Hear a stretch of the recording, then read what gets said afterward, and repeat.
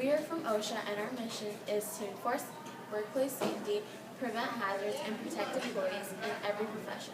However, our main focus today will be protecting healthcare workers like you.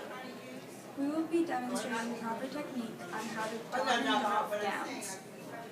Gowns are the third step in applying PPEs for transmission-based precautions and standard precautions. Wash your hands and correctly don your mask. After these two steps, you can begin donning the gown. The first step in donning a gown would be to hold it out in front of you and let it unfold. Next, place each arm through the gown.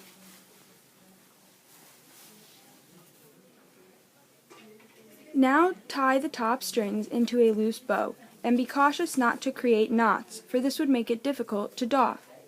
For the waist strings, make sure to overlap the openings of the gown to prevent exposure to pathogens. Be sure to tie the strings behind your back in a loose bow as well. When you are ready to doff your gown, begin by untying the waist strings, then proceed to untie the top strings. Carefully pull the gown forward and begin to roll one of the sleeves towards your wrist, without contact with the outside of the gown. When you reach your wrist, stick your thumb under the elastic. Pull it off and hold it in your hand.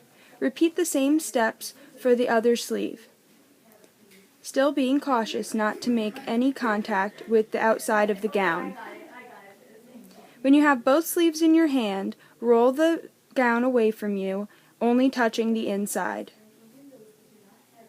The final step is to dispose of the gown correctly in a designated waste disposal system for PPEs, and wash your hands. Properly donning and doffing PPEs increases workplace safety and decreases the risk of possible hazards, such as the transmission of infections.